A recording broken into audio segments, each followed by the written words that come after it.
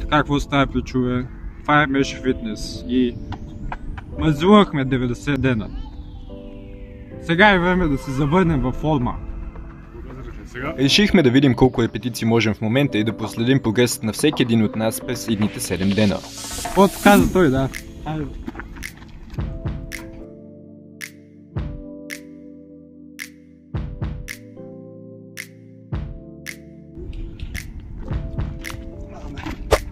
Колко бяха? 16. Сега нека видим колко ще мога аз.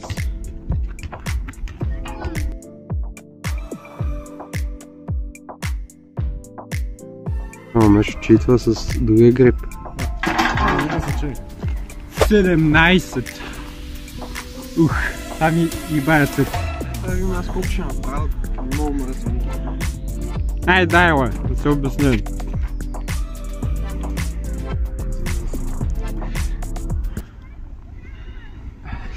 Ти! What the fuck?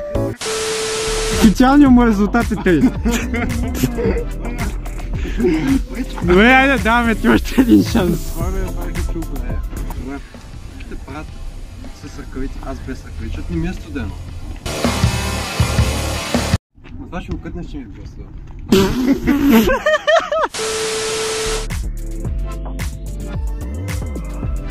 Опа, 9.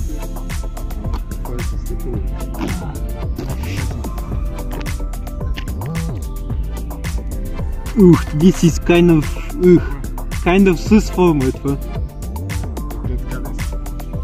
Абе, just ги прави както можеш, нали?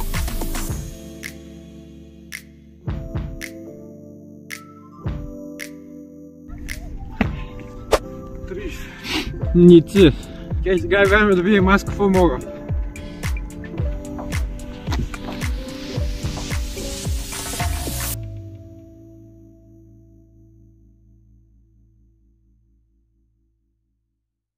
Тридесет. Поне има на къде да се стремим, само нагоре.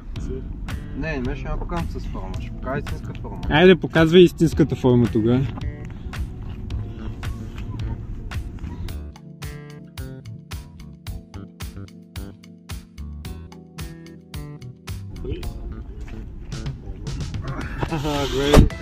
Бах ти мазника, бе! Иванче, ти винаги си първи, а? Нека да видим. Да, и трябва да си кръстосиш краката отдолу. Нещо такова, да, аз така го правя. И след това да направя така до къде да пускам? Ми додолу, някъде до ето тук, примерно. И после... Ми да, реално не е нужно да вдигаш супер много, както знаеш. Може би даже една идея по-малко да вдигаш. Така също става. Причината да правим кънчове, а не коремни преси е защото е доказано, че последната част на коремната преса не е толкова полезна, колкото първата част. И следователно просто с кънчовете се фокусираме повече върху коремните си мускули. Дайз. Преборих се до 30, не знаех дали ще мога да направя прес. Сещаш ли пъмпа, бе? Да, между другото последните наистина засилиха пъмпа. Сега е моят. Забележете доколко ниско си спускам гърба и вижте колко е сгънат. Това е пример за това как не се правят кънчове.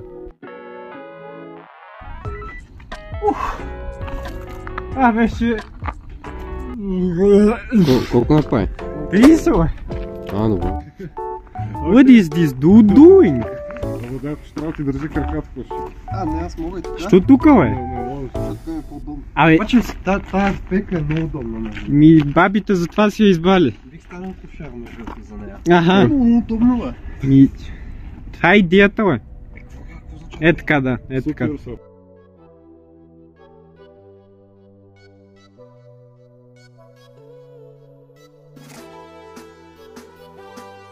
Да ги броиш в по-скоро. 40 и нещо такова. До този момент резултатите ни на останалите упражнения бяха доста подобни с тези отпреди, но сега беше време за силовото. Това не сме го видяли. За протокола, Иванчо преди можеше около 17 силови. но по някаква причина сега се затрудняваше да направи дори едно. Искаш ли пак ли или какво? Ще пробвам пак.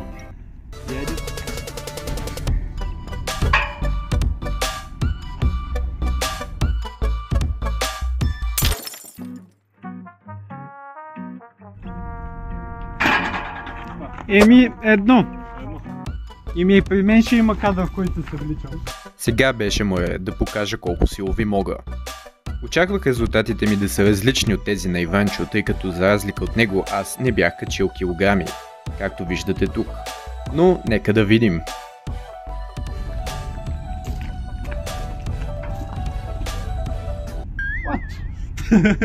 What the fuck?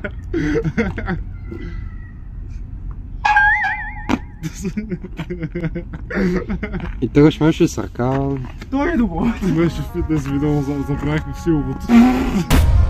Това беше загравка. Преди 3 месеца правих 6 силови. Колкото съм подобрил.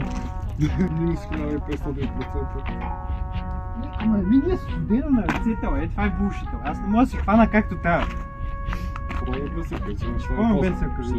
Казвам ти, че ще болят ръцете. Pain is gain. И кой там? Това пейн не е баш гейн, ама... Добре. Да.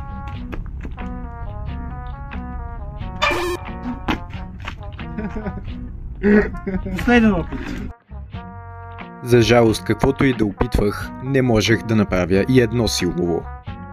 Въпреки всичко реших да опитам още 2 пъти, но...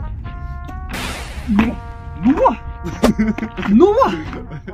накрая се отказах. Еми, Мешо. Това е шок. Срам и позор. Мешо, аз Срам и позор. ще направя за вас едно. Бо... Дай още едно. С ръка. Вижте. Не, с ръка е като половин. Дай още ще пробвам едно, това не знам да ще мога. Ако искаш пробвай. Ще поне с ръка, но направи. Намерих едно нещо. Е, аз мога с ръка, бе. О, мислиш си, че не мога с ръка? Пак е с ръка. Това не беше честно. След това реших и аз да пробвам да го направя с ръка, тъй като щеше да е по-лесно по този начин. Ей, Вано. Успях да направя чикен силово, но това не беше постижение. И след това Иванчо ми казал: Вършо, внимай да паднеш. Викам да не паднеш. Ай, ча... What the fuck, бе? Да падна! Всичко това ме накара да се почувства много засрамен, тъй като явно си бях загубил уменията. Чувствам се много ембареснат просто. What the fuck? Да не паднеш, да. Абе... Я е време за кофичките. Ето това. Съм по-притесен. Притесен колкото коремите. Видим. Това вече изглежда болезнено. Защото не. Виж, на мен вече ми треперят ръцете. Направо само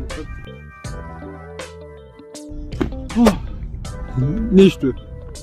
Най-солното сега. За след силовите. След силовите нямах мотивация да правя каквото и да е повече, но все пак реших да дам всичко от себе си за кофичките. Дай да видим след излагацията дали поне това го мога. Все още. Ще си правим кофичките. О, what?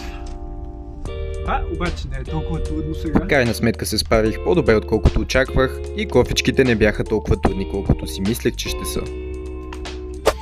Окей, 18. Не, направи колкото можеш, бе.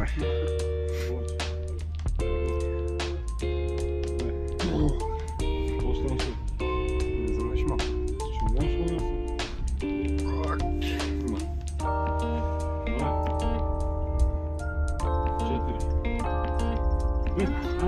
6.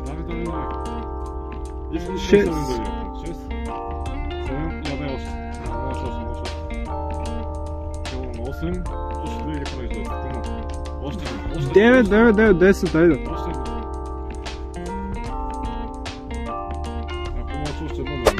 Ни цело. Тъй като много се изложих и не искам да бъда лузър, дете може нито едно силово, ще пробвам пак. Сега след като... Да.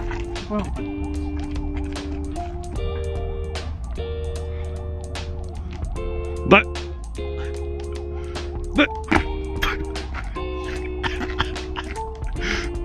Това няма да остане такава. След една седмица ще мога пак всичко.